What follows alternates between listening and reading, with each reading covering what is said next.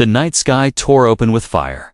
Metal screamed as a transport ship burned across the dark clouds, and then silence followed. The wreckage fell into the ruined streets of an alien city, shaking the ground like thunder. In the middle of the broken steel and shattered glass, a girl moved. Her body was weak, her mind empty, and her eyes wide with fear. She did not remember her name, she did not remember why she was here, and she did not even remember her own people. All she had was the taste of dust in her mouth and the feeling of cold rain falling on her skin. The city around her was dead. Tall buildings leaned against one another like broken giants, and twisted wires sparked faint blue light in the darkness. Somewhere in the shadows, unseen things made low growls. The girl tried to stand, but her legs shook and she fell again to her knees. She pressed her hands on the ground, blood running down her arm, and looked at the wreck that still smoked. Behind her, the fire rose into the sky, but no one came to help. Silence pressed around her, heavy and crushing. She tried to speak, but no sound came out, only a broken whisper that even she could not hear. Her head ached, her thoughts were gone, and her chest pounded with panic. She was alive, but she felt more lost than dead. Then came the sound of claws on stone. She turned sharply, her heart racing.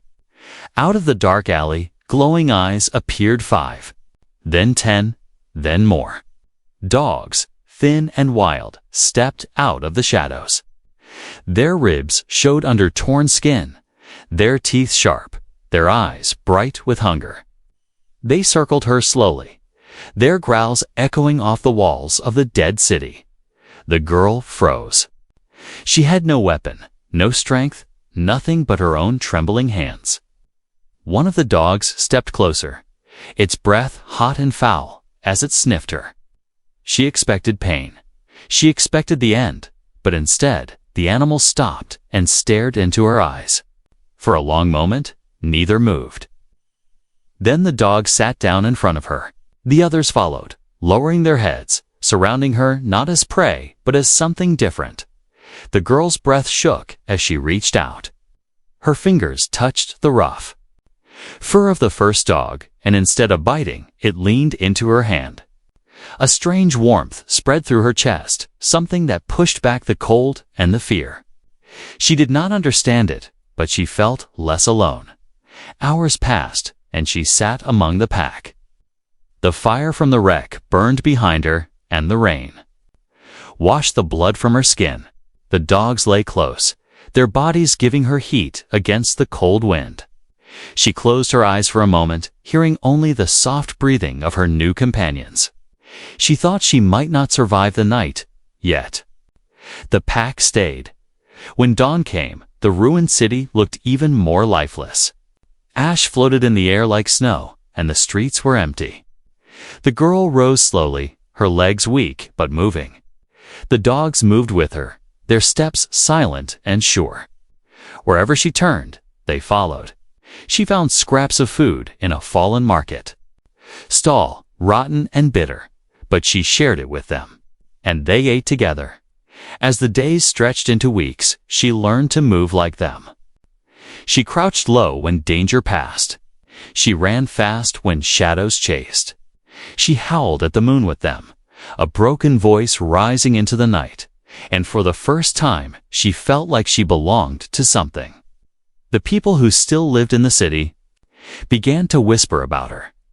They said a ghost child wandered the ruins, followed by hounds of death. Guards tried to catch her, but every time the dogs bared their teeth and drove them back. She was no longer just a lost girl, she was a mystery, a creature of the ruins, living between man and beast. Yet deep inside, the silence remained. Every night she looked at the stars, searching for answers her mind refused to give. She before the crash, what was stolen from her that night, and why did her heart ache when she tried to remember? The questions hunted her as much as the dangers of the city. And though the dogs gave her comfort, she knew something was missing, something she could not name. The silence was her prison, and the pack was her only key. She had no past, no family, no home. She had only the ruins, the ash, and the loyal dogs that refused to leave her side. Still, even in her emptiness, a spark remained. Somewhere beyond the silence, beyond the broken walls, her true story was waiting, and it would begin the moment she crossed paths with the one man who would change everything. The ruins became her world, and the pack became her family. Days blurred together, but with the dogs beside her, she was no longer a weak and trembling child. She followed them, copied them, and in time she began to understand them in ways words could not explain. Their growls were warnings, their barks were orders, their soft whines were comfort. She listened, she learned, and she survived. At first, the girl crawled on her knees, clumsy and slow. The stones tore at her skin, but she copied the dogs and kept moving. When they darted into shadows, she did the same. When they lifted their noses to sniff the wind, she tried to do it too. She did not always understand what danger they smelled, but she trusted them. Soon, her movements grew sharper. Her steps grew faster. She was no longer only following. She was becoming one of them. The pack hunted together, though food was scarce. Broken stalls and burnt-out shops sometimes held scraps. A piece of dried meat, a half-eaten fruit, a crust of stale bread, anything they found, they shared. The girl always pushed food toward the dogs first, and the animals seemed to understand her loyalty.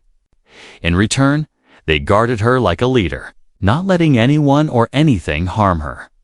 One evening, as the sun died behind the broken towers, the pack found a rat hiding under a pile of trash. The dogs leaped together, quick and fierce, and the girl threw herself into the chase.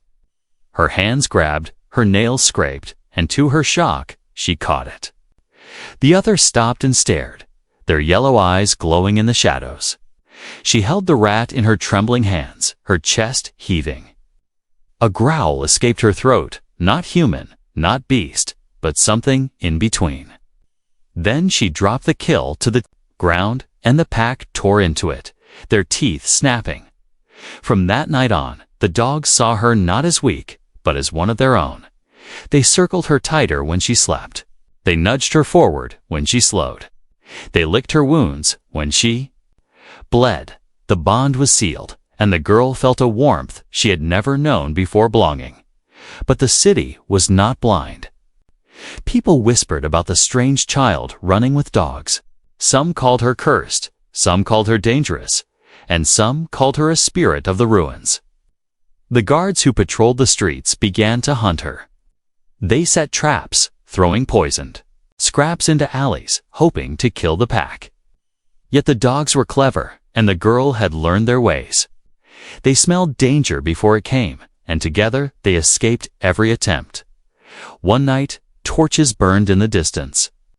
The girl and her pack crouched in the rubble, the glow of fire chasing them through the streets. Voices shouted, heavy boots pounded on stone. The girl's heart pounded, but she did not freeze this time. She touched the neck of the lead dog, a scarred beast with torn ears, and pointed toward the alleys. As one, they fled, the dogs guiding her through paths no soldier could follow. By the time the torches reached the place where she had stood, there was nothing left but shadows. When the chase ended, the girl sank against a wall, her chest heaving, her hands shaking. The scarred dog pressed its head against her shoulder. And slowly, the others curled around her. In that circle of warm bodies, she felt safer than she had ever felt in her life. She did not know why the guards wanted her. She did not know why the city feared her, but she understood this much: she belonged to the pack. And the pack belonged to her. Nights stretched longer, and winter's winds cut colder. The ruins howled with storms, but the girl survived, wrapped in the heat of her companions. Sometimes she woke to find one of the dogs bringing her scraps of food in its jaws, dropping it at her feet.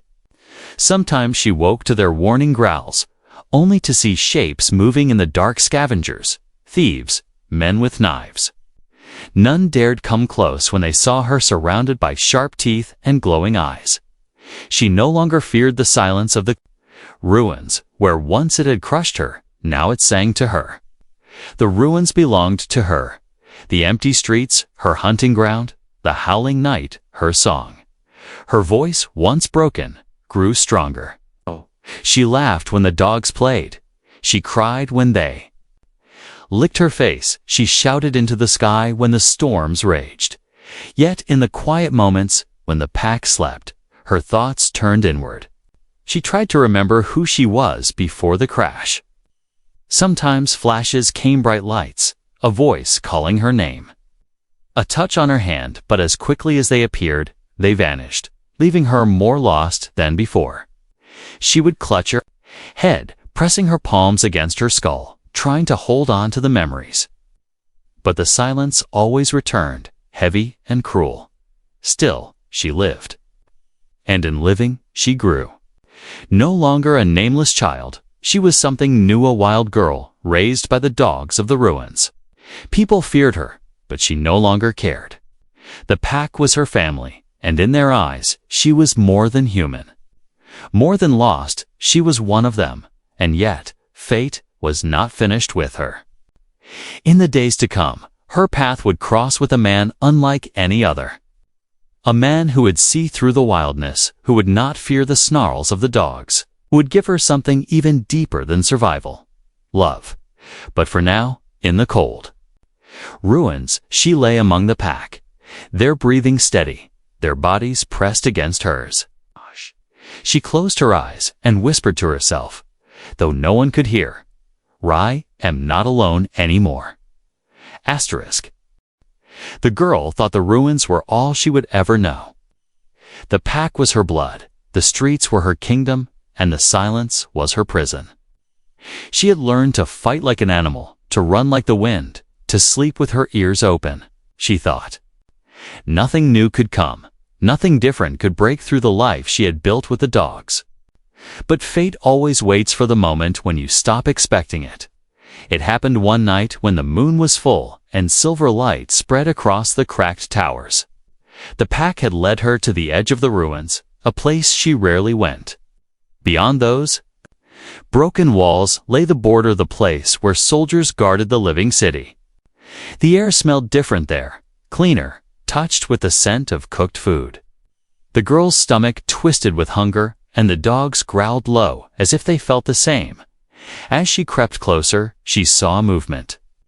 At first, she thought it was another soldier, another danger, and her muscles tensed, ready to run. But this figure was alone, carrying no torch, walking without armor. His steps were heavy, but slow, as if he was tired. He was a human. She had seen them before from far away, but never this close. His face was young but lined with weariness, his clothes rough and torn from travel. The dogs snarled, forming a wall between her and the stranger. The man stopped, raising his hand slowly, showing he held no weapon. Then, in a voice low and steady, he spoke. She could not understand all the words, but his tone was different from the shouts of guards. It was gentle, calm, almost pleading. From his bag, he pulled out a small piece of bread and placed it on the ground. He did not come closer. He only stepped back and waited. The girl's eyes narrowed. She did not move, but the smell reached her warm. Real food, not the rotten scraps she knew. Her stomach growled louder than the dogs. She crouched low, her hands pressing against the dirt, unsure if this was a trick. But the man did nothing. He only watched, silent and patient. Finally, she crawled forward, the dogs growling as they flanked her sides. She snatched the bread, ready to run, but the man still did not move. He only nodded once, as if to say it was hers. The taste filled her mouth, soft and rich, and tears stung her eyes without warning. She had not tasted real food since before the silence stole her memory. The next night, he returned. This time with water, clear and cool, carried in a cracked metal flask. Again, he placed it down and stepped back. Again, she crept forward, the dogs tense and watching. She drank, and for the first time in so long, her thirst eased. Night after night, he came. Sometimes with food, sometimes with water, sometimes with nothing but his presence. The dogs growled less each time. The girl, too, began to wait for him, though she did not understand why. Something about him felt different. The guards had chased her, cursed her, tried to trap her. But this man looked at her as if she were not a beast, not a curse, but something more. One evening he sat down on a broken stone, lowering himself to her level. He spoke softly, pointing at himself. She listened, her head tilted, trying to make sense of the sounds. Then he pointed at her, waiting. She flinched, unsure, but when he smiled gently, she opened her mouth. The word came out broken, her voice cracked and weak, but it was the first time she had spoken since the crash. The man's eyes widened, then softened. He repeated the sound back to her, slowly, carefully, as if he wanted to help her remember. She tried again, her tongue stumbling. But this time the dogs did not growl. They only watched as if they too understood this moment mattered. The girl's chest burned, her heart racing in a way it never had before. She did not understand the feeling, but it was strong hope, fear, and something deeper she could not name. She found herself staring at him, searching his face for answers her broken mind could not give. Days turned into weeks, and the bond grew. He never forced her, never rushed. When she dared to touch his hand, his skin warm under her trembling fingers, he did not pull away. When she whispered new words, he nodded proudly, as if she had moved mountains. The dogs, once hostile, began to circle him less. The scarred leader even let him place a hand on its head. Slowly, the pack accepted him not as prey, not as threat, but as something in between. The girl's world, once only ruins and silence, was changing. Every night she found herself waiting for his shadow at the border, her heart restless until she saw him appear. She did not know why her chest tightened when he left, or why her hands shook when he smiled. She only knew that something new had awakened inside her, something that made the silence less heavy. But the city had eyes, and whispers spread quickly. A soldier had seen the human meeting the wild girl of the ruins. The news traveled to ears that would not let it rest. Danger was coming, though she did not yet see it. For now, she sat with the man under the broken moonlight, the dogs lying around them, their breathing steady. She repeated a word he had taught her, her voice shaky but clear. The man smiled and answered softly. For the first time in her shattered memory, the girl felt not just alive, but human again. The ruins had shaped her into something wild, but the human's presence began to shape her into something else, something she never thought she could be again. His patience, his soft voice, and his steady eyes worked like a key, unlocking doors she had long believed broken. Every night he came, and every night she waited. At first, she hid behind the dogs, crawling forward only when hunger forced her. But now she found herself stepping closer, her feet carrying her without fear. The man never pushed, never grabbed, never shouted.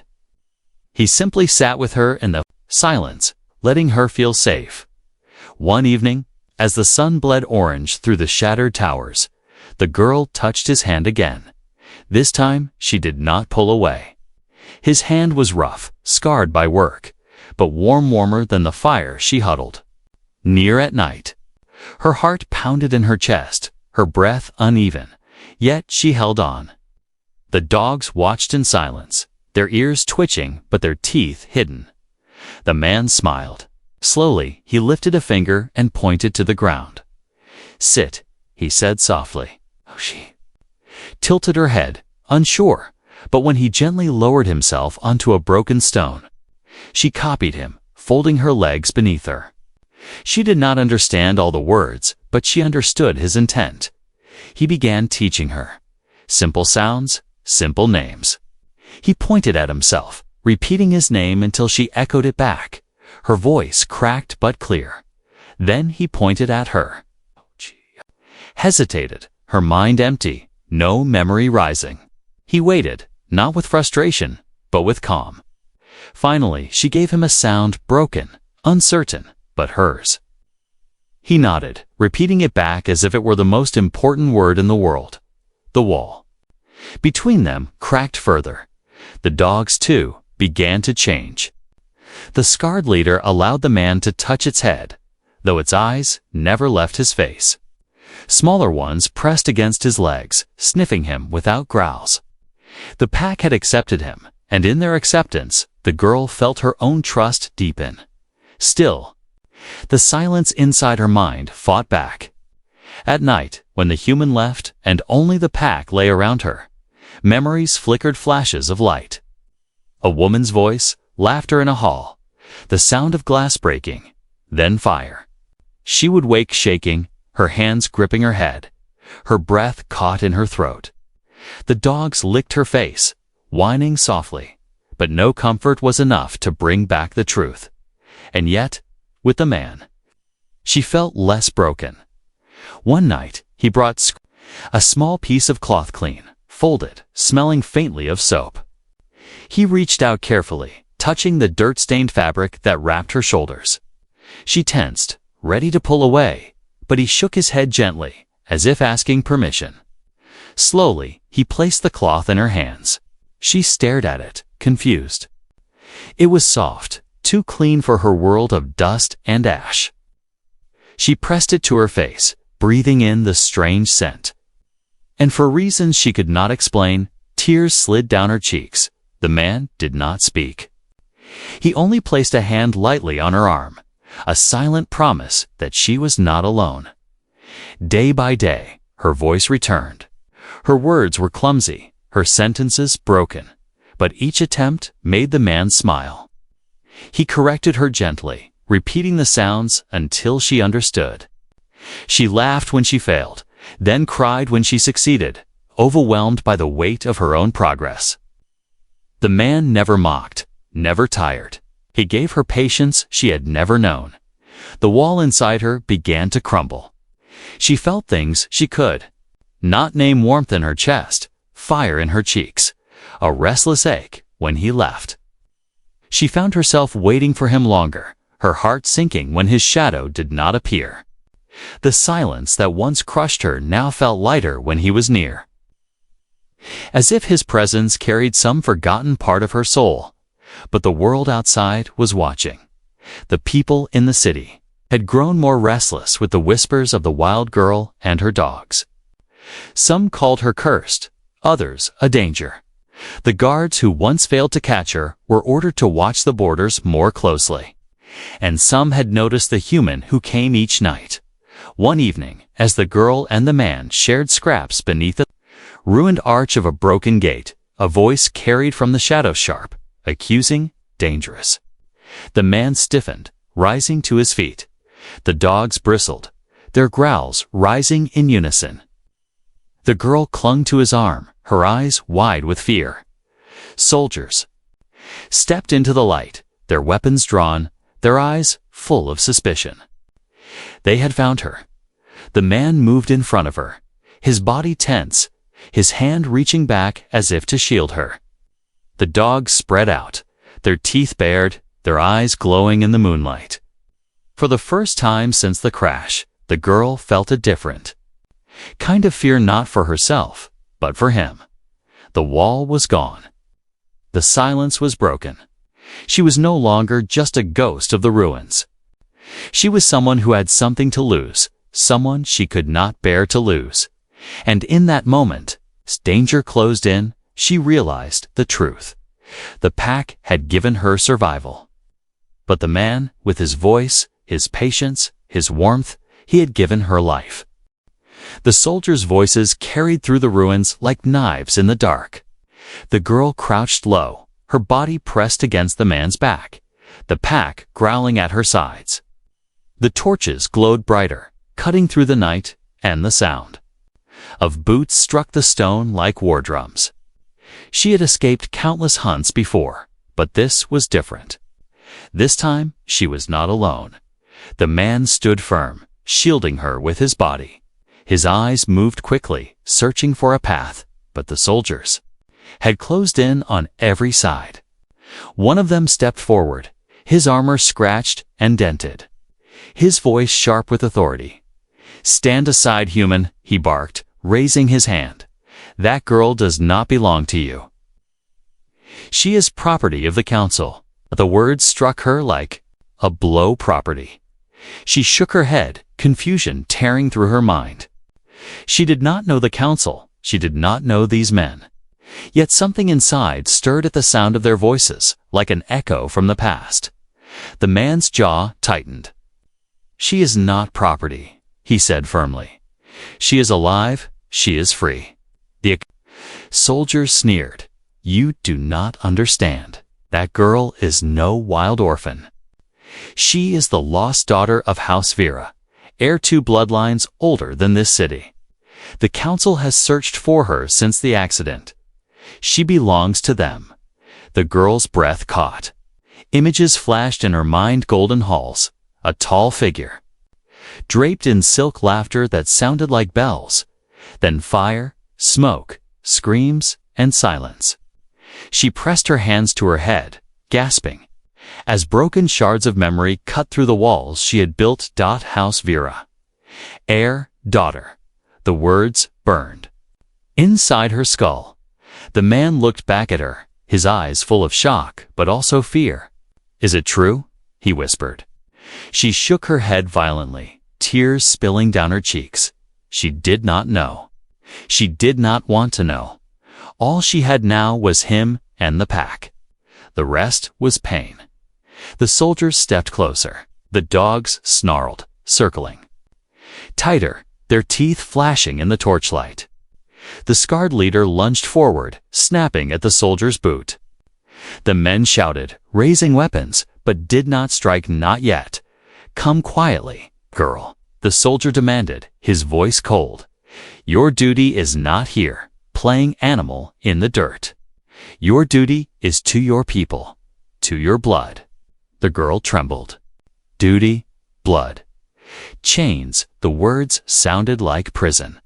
She had lived as a ghost, survived with beasts. And yet for the first time, she felt alive because of the man standing in front of her. She could not return to a world that had abandoned her. The man's hand reached back, gripping hers tightly. His voice was low, meant only for her. "You have a choice," he said. "You can go with them or you can stay with me. But if you stay, I will fight for you, even if it costs me everything." Her chest ached, her heart pounding so hard she thought it would break through her ribs. She looked at the soldiers, there, armor gleaming, their faces cruel. She looked at the dogs, her family, their eyes fierce and loyal. Then she looked at him, the only one who had given her food without demand, water without chains, and warmth without lies. The silence in her mind shattered. She knew her answer. She stepped forward, standing beside the man, her shoulders shaking, but her voice clear. "I stay." The soldiers froze, stunned by the sound of her words.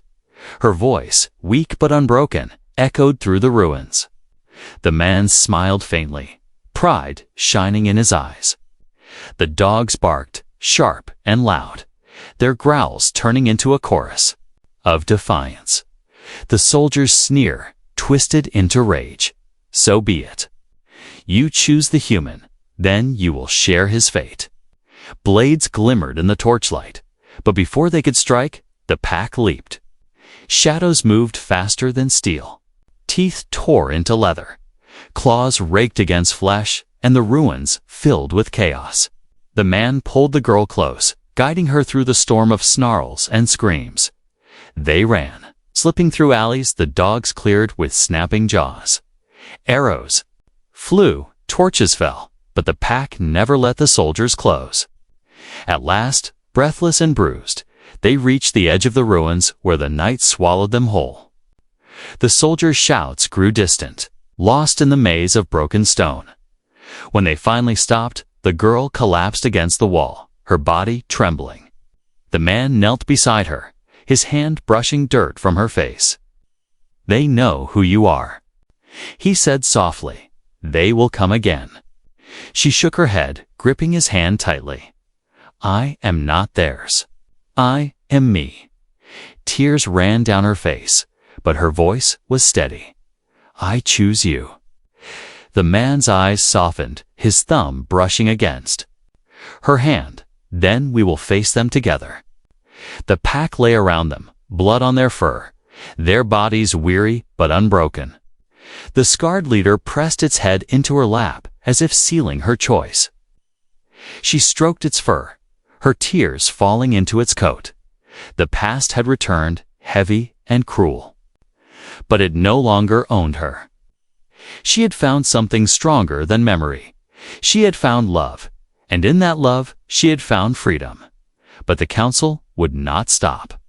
The hunt was only beginning. The ruins were no longer safe. Every shadow carried the echo of boots.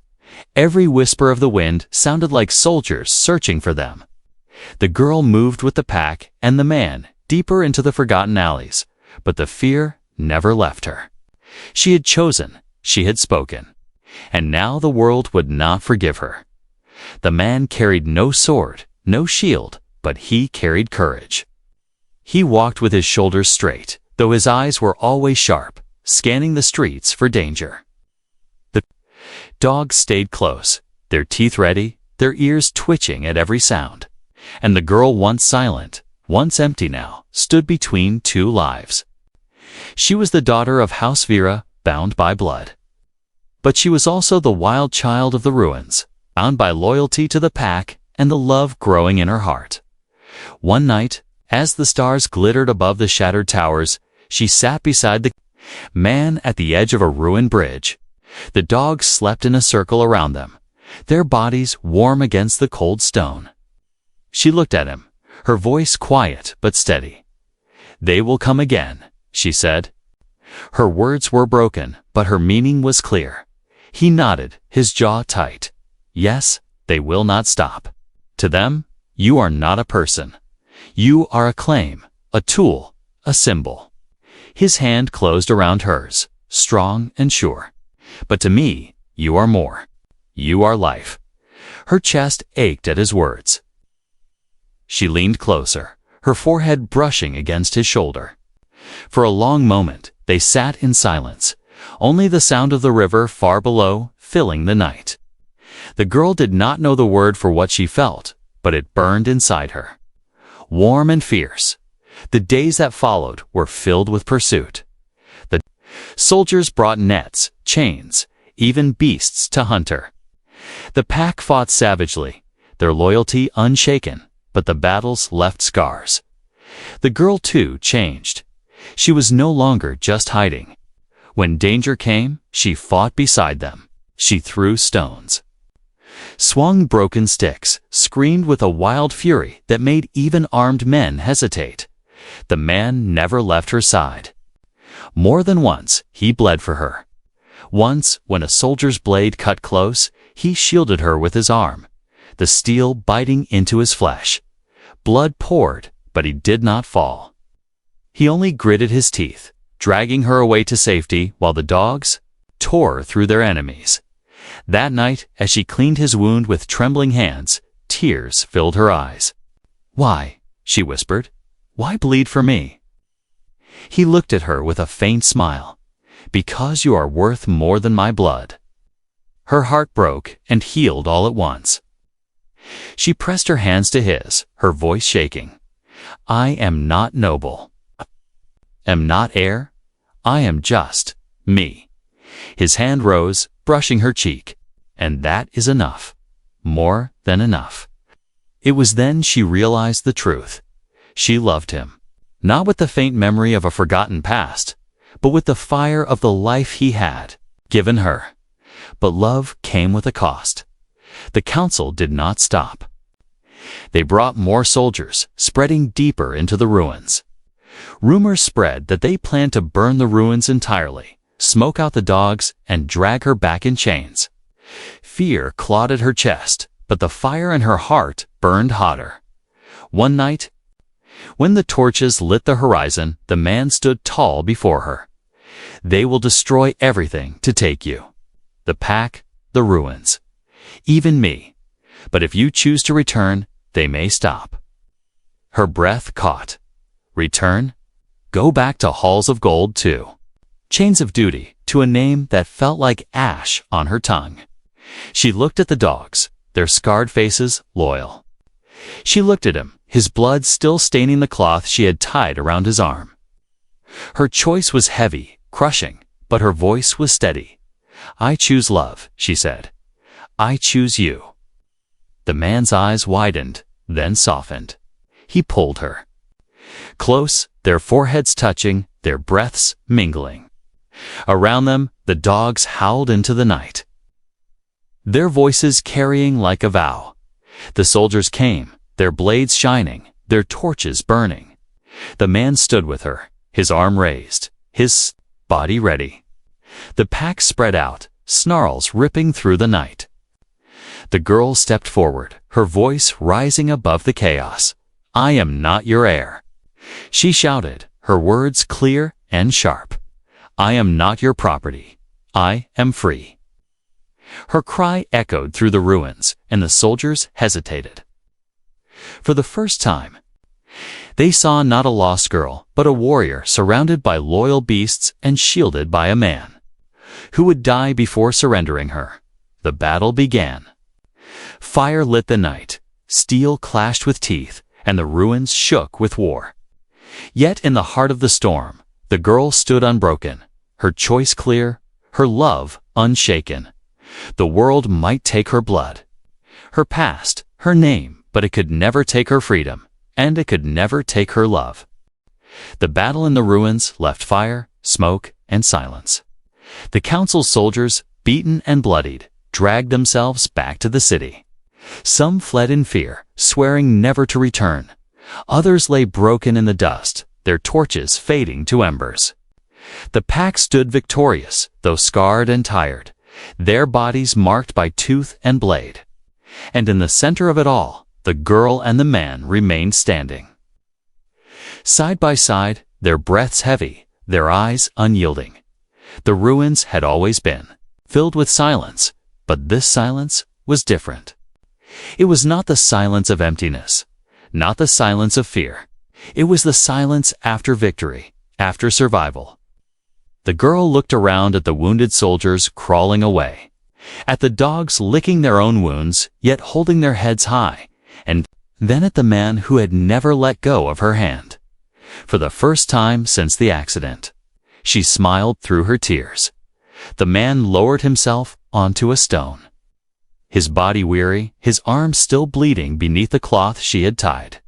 The girl knelt beside him, pressing her forehead gently against his shoulder. The pack closed in, lying around them like a living wall.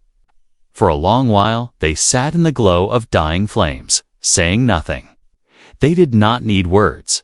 When the dawn came, light spilled over the ruins, turning the broken towers gold.